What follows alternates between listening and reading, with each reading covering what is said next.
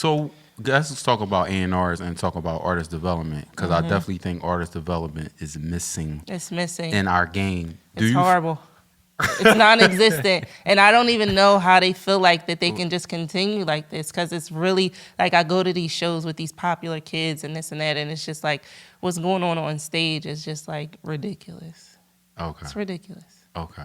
So what do you think, from your perspective, since you got 18 years in, why did they pull all this artist development and A&R? Like, why did they downgrade? Why did they? I think strictly budgeting. And when one person got lit off of getting a kid off of YouTube, right, then they just started thinking that they needed to take away the foundation, and I just don't agree with that.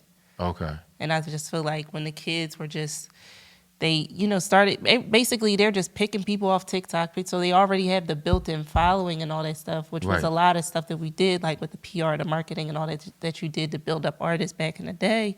So it kind of cut the job in half, and I just feel like that they was just like, oh, we don't need you. So now it's just a bunch of artists with their uncles and their cousins that's around them, and the label is just like, battling them and just getting in where they finna kind of thing. And it's just, I don't know. It's just a lost art, and I don't think that it was the right thing to do, because I think that it kind of like just offended the true artistry. Like, you know what I'm saying? Yes, It just offended just the history of it. It's just like, now it's just so watered down. Right. And before, it was such an accomplishment for you to walk into a label, get signed, and all of that stuff, and just all the workings of all of those things, and just what it built for you, just even as a person, your self-esteem, just all of those things. Like, it was just like people were, as a kid, they were looking on TV and wanting to be that. Right. You know what I'm saying? And Yeah. I don't know necessarily if it's that same type of vibe right now. It's almost like where kids don't even value the work that it takes to do it. They just think it's going to become quick. Everything is microwavable. Everything is microwavable, and nothing about the microwave is good. Nothing. Yo, she like a professor with this shit, man. Yes, for all the colleges that are watching, I do need a curriculum at one point. But yeah. Or you want to do that? You want to teach it? Yeah, no, I definitely would want to teach it at some point. Okay. I don't know if I'm there yet, but I feel like I'm gearing myself to. Yeah. So, holla at me. Speaking of college, a lot of college kids, and we're going to talk about Angel Reese. She gets a lot of NIL deals. And I want to know, from your perspective, what kind of deal you equate that to the music industry? What deals can artists get that's kind of similar to that? I think that artists need to, at Geo Global, let's talk about plug, we build triple threats. So when you come in as an artist, we are going to find out what else that you can do, so that we can pull in other resources from that. So say one person, they are an artist, but we're going to get them into hosting, we're going to get them into acting. So we're basically creating 3 bridges to the one goal. So with that, it comes to you opening up the door for different partnerships with different people. You know what I mean? Because the music situation is so saturated. There may be a better opportunity for you as an actor.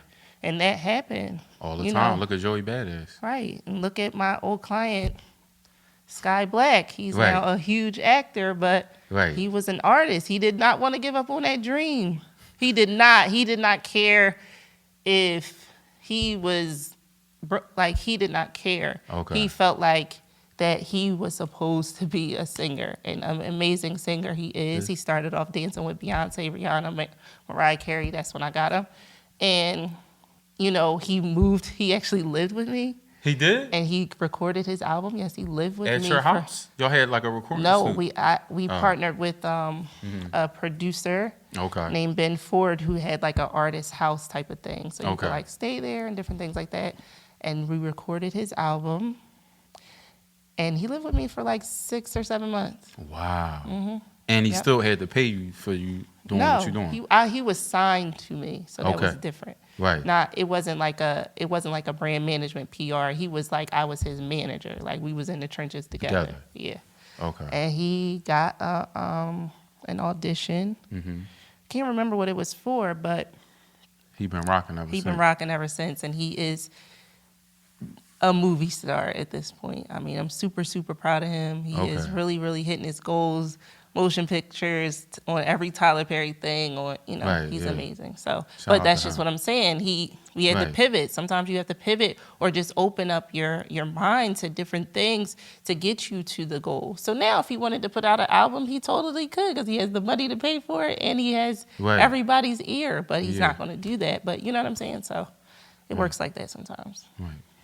Do you ever just consult and get paid to consult? Yes. So if an artist call you and they need advice, managers call me all the time, and really? I have learned to, bro, you have to pay me this per hour. I'm not going to talk to you after 7-8 minutes, and I'm gonna hang up, and you can send me a cash app, and then I'll pick the phone back up. That's how it's going to work. No, because people will wear you out, and before I just was in the space where I just wanted to help. Now I don't. Right. It's not that I don't want to help, but I have to just protect what it is that it took me so long to get. You know what I mean? Like, just like you said, I'm giving professor vibes, so you got to pay for the professor.